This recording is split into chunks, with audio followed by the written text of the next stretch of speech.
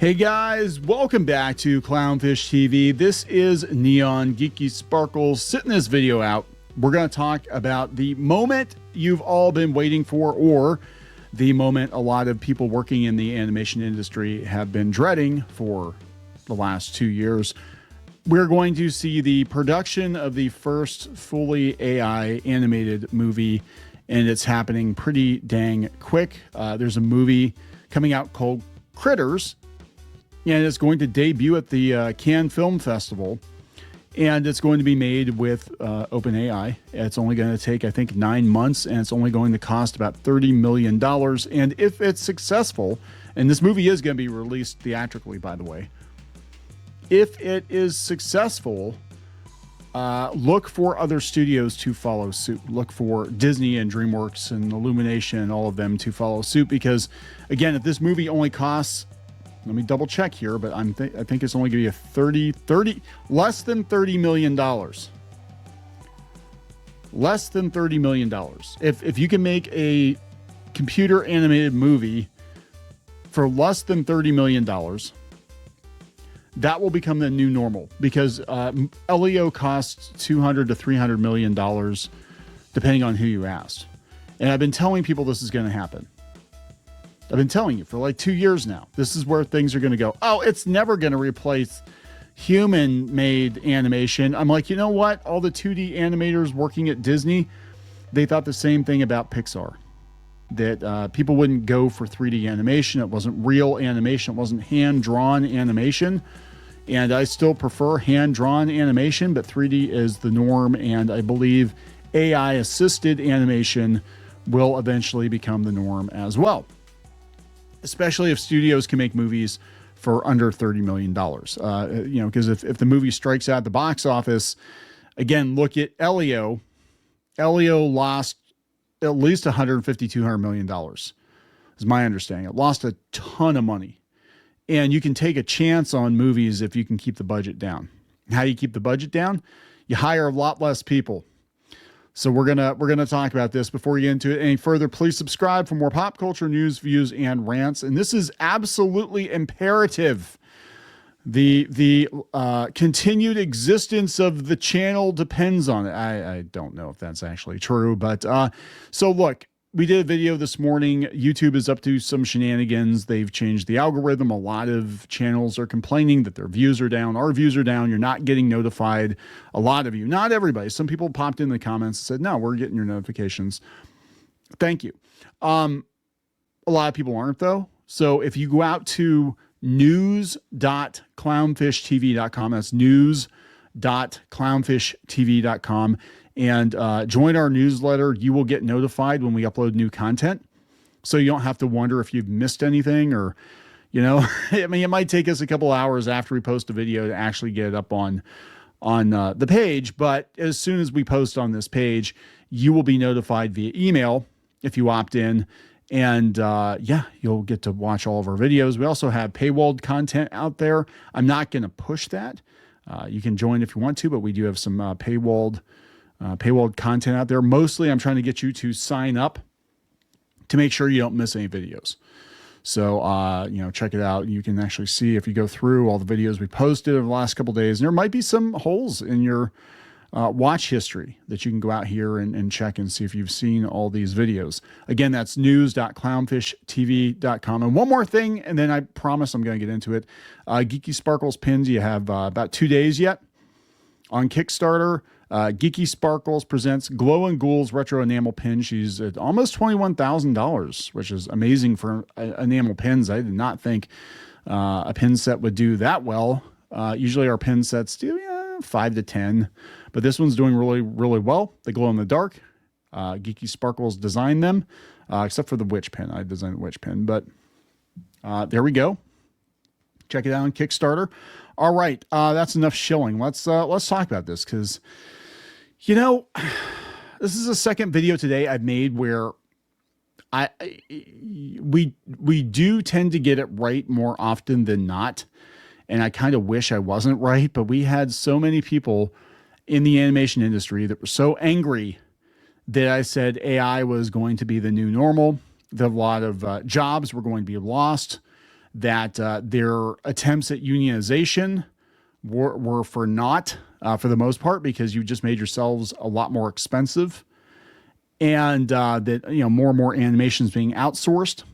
And I got a lot of hate. You know, we had one young animator, one storyboard artist who I guess she took the video down, but she really was going hard in the paint at, you know, trying to refute everything we're saying. And I believe this person has been unemployed for 2 years.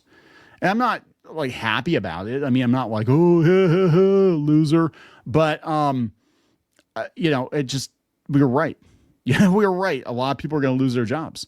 Now my feeling about AI, the upside of it is that because it can keep expenses down, you will see more movies that maybe wouldn't have gotten produced in, you know, in other circumstances. Studios will take chances because movies aren't going to cost as much, but there also could be an oversaturation of stuff too, because movies are now so damn cheap, and the tools are so accessible that, I mean, you're just a hop, skip, and a jump away from somebody just making their own movies, right, on their own computer for themselves. It's like, I just want to see a really good Star Wars, so I'm just going to have, you know, Google VO3 or whatever spin me up a Star Wars movie that I like, that undoes The Last Jedi or something. And we're only a few years away from that. But for the time being, studios absolutely positively have to embrace this technology, because it is the next step in entertainment, and you can hate it. And I had a whole thing. We did a live stream this morning, by the way. Haven't done one of those in a while, but I talked about it in the live stream. And you can hate AI, you can loathe it, but it doesn't change the fact that it's here, and all these studios are going to go all in on it. And it's happening a lot faster than I thought. So this is coming from the Wall Street Journal. OpenAI backs AI-made animated feature film called Critterz. It's going to be at the Cannes Film Festival, and it's going to be a theatrical release. And I guarantee you Disney's watching this. And they're going to be like, yeah, if this is a hit, even if it's not a hit, this is the future. OpenAI wants to prove that generative artificial intelligence can make movies faster and cheaper than Hollywood does today. The startup is lending its tools and computing resources to the creation of a feature-length animated movie made largely with AI that is expected to be released in theaters globally next year. Critterz is about forest creatures who go on an adventure after their village is disrupted by a stranger. It's the brainchild of Chad Nelson, a creative specialist at OpenAI. This guy works for OpenAI. Nelson started sketching out the characters 3 years ago, trying to make a short film with what was then OpenAI's new DALL-E image generation tool. The team is attempting to make the movie in about 9 months instead of the 3 years it would typically take, said James Richardson, co-founder of London-based Vertigo Films. Again, cheaper movies, quicker turnaround time. From a business perspective, this is going to be incredibly attractive to studios. They're going to look at this and be like, hot damn, this is what we're waiting for. This is what we've been waiting for. We can crank out movies, and we can get 10 movies for the price of one. Again, if this thing is under $30 million, that's like a tenth of what Elio supposedly cost. And Elio was a huge failure, but it wouldn't have been if it only cost $25 million. It would have broke even, probably, I guess. It probably would have broken even. You know what I'm saying? Vertigo is producing the film along with Native Foreign, a studio that specializes in using AI along with traditional video production tools. They look kind of like if an Ewok did it with a coconut. Critterz has a budget of less than 30 million, far less than what animated films typically cost. The production team plans to cast human actors for character voices and hire actual artists to draw sketches that are fed into the tools, including GPT-5 and image generating models. This is what actually I've been talking about. I'm not saying you take the people out of the production of the movie or cartoon or comic book or whatever it is. I'm talking about the AI being used to augment those creatives, and this will be the new normal. You're going to have very small teams of people producing movies that would have taken hundreds of people, multiple years and hundreds of millions of dollars, just a half a decade ago. And the upside to this, again, regardless of how you feel about AI, is we're going to see unprecedented creativity because there are no limits now. Like anything that you can visualize can be made. And pretty, well, not easily. I mean, you should see the server farms, but you should see all the computing power it takes. But it's significantly easier than having to like build all the models and do all that, animate every frame and draw it by hand. And, 10 years later, you might have a movie or something.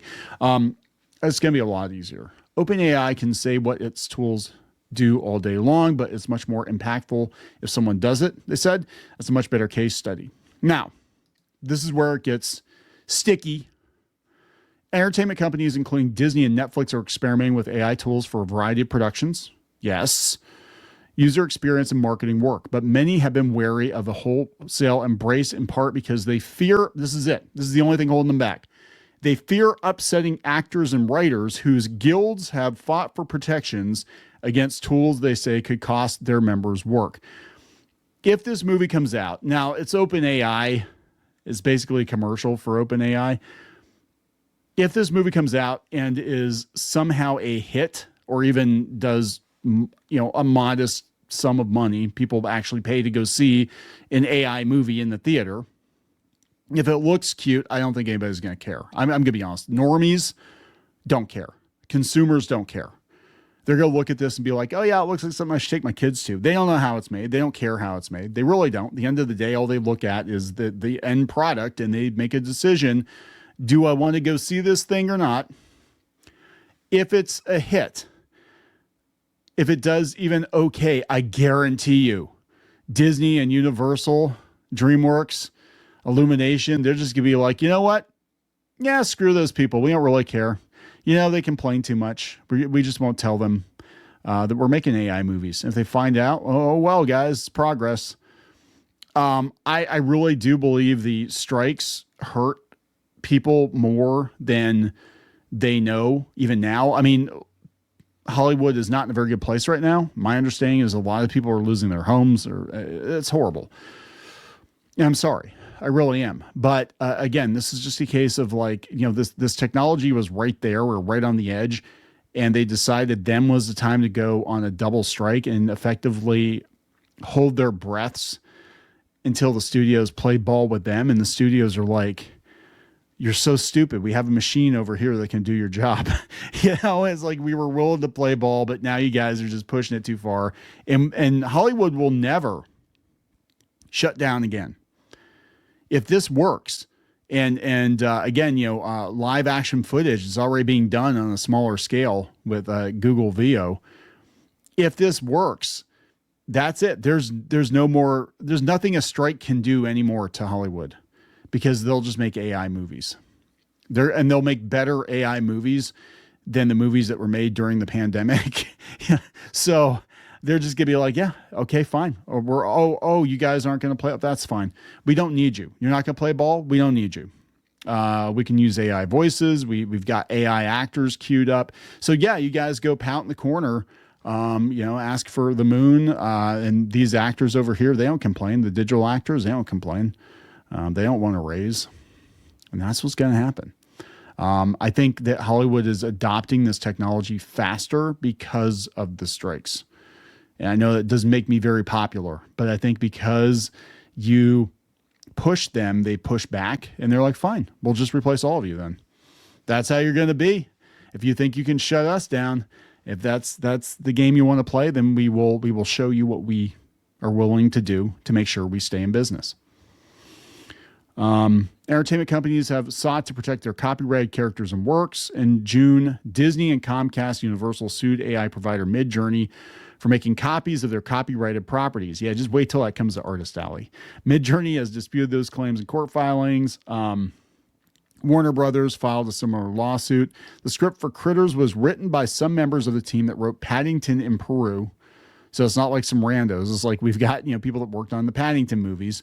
Production has begun, and casting decisions for the voices of the characters will be made in the next few weeks. They are using human actors. Oh my God, I would not post on social media that you're going to be voicing an AI cartoon character. I'm just telling you, like, a lot of these anti-AI people are just legitimately batshit insane. And, you know, if you put out there like, oh yeah, hey guys, I'm going to be doing this cool cartoon and, you know, whatever, it's made with new computer technology, people are going to be like, I hope you die. You know, I hope you just like drop dead. You're stealing from artists. It's like, no, they're actually making an effort to hire human voice actors, which is pretty cool, I think. So it's funded by Vertigo Paris-based, no, it is a based company, Paris-based parent company, Federation Studios. The studios involved are developing a compensation model to allow there's only 30 people, to allow the 30 people working on Critterz to share in any profits. Okay. Okay, guys, look, this is exactly what I've been talking about.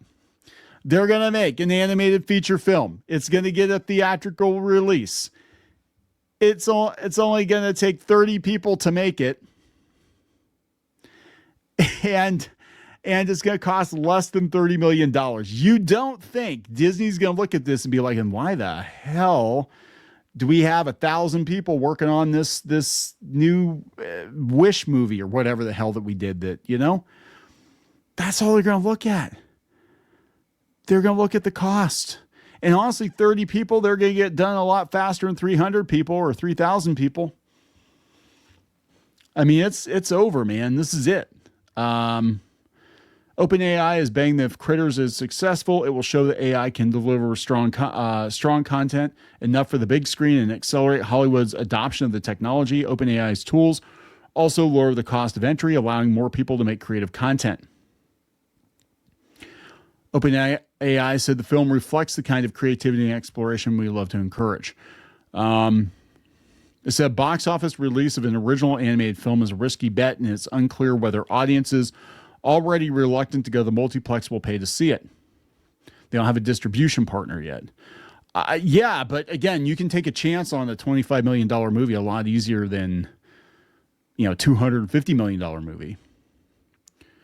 While AI-generated work can't be copyrighted, the film's use of humans to voice the characters and create the art that will be fed into AI tools will likely make it eligible for copyright protection. This is what I've been talking about. Again, I'm not talking about replacing humans completely. I'm talking about augmenting humans. I'm talking about cyborg artists. I'm talking about people that create the characters, do a lot by hand, but the grunt work, the production work is handled by AI. So, yeah, I mean, if you're creating the characters, you're writing the stories, a human's writing the story, a human's creating the character designs, then, yeah, you probably can copyright it. And that's what Disney will do. They'll just be like, yeah, we created all these characters. Here are the, you know, the turnarounds. Here's the whole thing. Here are the layouts, the storyboards. Here's a script. That was a human produced script, even if it had like AI assistants to help, you know, clean it up or help with dialogue or whatever. And we're going to feed it into the magic motion picture machine. And, you know, with $25 million, we're going to have a movie that if it falls flat in its face and only makes $25 million opening weekend, oh, well, you know, it's not nearly as big of a loss as Elio. This is where it's all going, guys. So I don't want to fucking hear it from anybody in the animation industry about how wrong we are. Because I told you this is exactly what was going to happen. The future is going to be independent, and the future is going to be AI, and it was going to be outsourced, and there's not a damn thing you can do about it. And in fact, I think your union, the Animation Guild, forced their hand. And now everybody else is going to adopt this technology. Because this is a proof of concept. And it might take a while. It might take like 5 years. So my understanding with the Animation Guild contract was it was like a 3-year agreement, because that gives them enough time to see if something like this is going to work. And then guess what? Some of you will get work next time around, but a lot of you won't. I think the reason that and I just read the other day that Apple is cutting back on the animation, and a lot of animation projects aren't being greenlit. And I think they're waiting for this. They're waiting for the kinks to get worked out of AI, and that is going to be the future of animation. It's all going to be done with AI, or most of it's going to be done with AI. And again, I'm not saying one way or the other you have to love it. I'm not telling you you have to love it. I'm just telling you it's here. It's here, and if you want to work in the animation industry or you want to work in Hollywood, you're gonna have to learn to deal with it. You don't have to like it, but it's not going anywhere. Sorry. I'm gonna wrap it up. Please subscribe for more pop culture news, views, and rants, guys. We'll talk later. For more pop culture news, views, and rants, go to news.clownfishtv.com. That's news.clownfishtv.com.